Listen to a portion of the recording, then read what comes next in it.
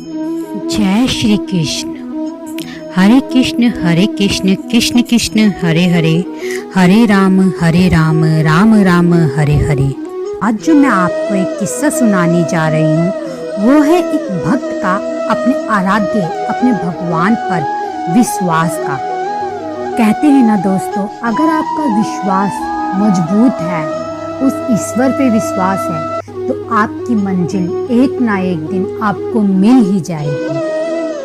सोनल एक गांव हुआ करता था। वहाँ दुखिया नाम का एक व्यक्ति रहा करता था। दुखिया जैसे उसका नाम था वैसे ही उसकी जिंदगी चल रही थी। वो बहुत ही कष्टों से गुजर रहा था। उसने अपने कष्टों के बारे में अपने दोस्तों को बताया। उन्हीं में उसका एक दोस्त था मोहन भगवान का ही भक्त हुआ करता था। उसने अपने दोस्त सुखिया से कहा, यार तू एक काम क्यों नहीं करता? तू भगवान श्री कृष्ण की आराधना क्यों नहीं करता? उन पर विश्वास क्यों नहीं करता? उनकी पूजा क्यों नहीं करता? फिर क्या था, दुखिया अपने घर गया। उसने बहुत सोचा, उसके मन में बस उसकी बात ही चल रही थी मोहन की। अगले दिन दुखिया उठा और निकल पड़ा बाजार की ओर। वो बाजार में गया। उसने बहुत ही सुंदर श्री कृष्ण की मूर्ति देखी। भगवान ने मोर पंख धारण किया हुआ था, हाथों में बंसी थी, पीतांबरी धारण किया हुआ। उसने उस मूर्ति को खरीद लिया और उस मूर्ति को खरीद कर अपने घर ले आया। फिर क्या था दोस्तों, उसने मूर्ति को घर के मंदिर में रख दिया, अर्थात उसने भगवान श्री कृष्ण को अपने मंदिर में जगह दे दी और दिन रात भगवान श्री कृष्ण की आराधना करने लगा। ऐसे ही उसके कुछ साल बीतते चले गए, परंतु दुखिया के दुख अभी तक दूर नहीं हुए थे। वो अभी भी उतना ही दुखी था जितना पहले था।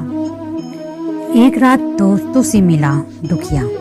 सभी दोस्त आपस में बात कर ही रहे थे कि मोहन ने बोला, यार तेरे क्या हाल चाल है?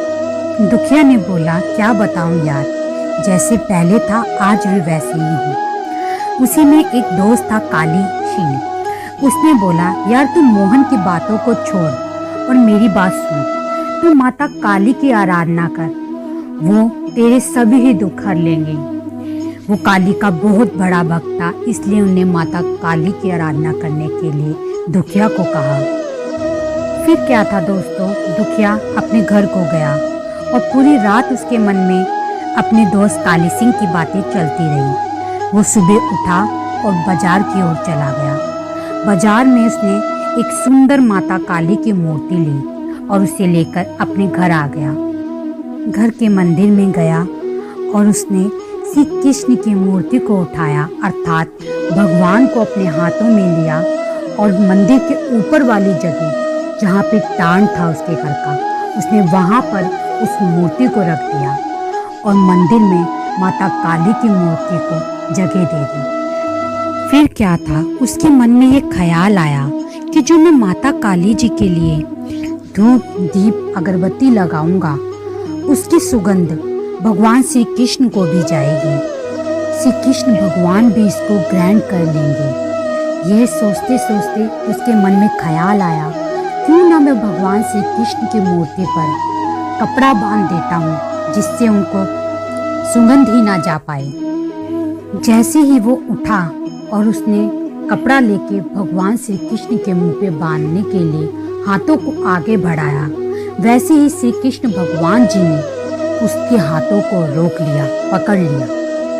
दुखिया बहुत ही हैरान हो गया और उसने श्री कृष्ण भगवान जी से पूछा, इतने सालों से मैं आपकी आराधना कर रहा था, आपकी पूजा कर रहा था, तब तो आप आए नहीं। भगवान श्री कृष्ण मंद मंद मुस्कुराए और दुखिया से बोले कि आज तक तो ये सोच रहा था कि मैं एक मूर्ति हूँ, मूर्ति समझ के तू मेरी पूजा कर रहा था, परंतु आज तुझे ये एहसास हुआ कि कृष्ण सांस ले रहे होंगे। फिर क्या था, मैं चला आया।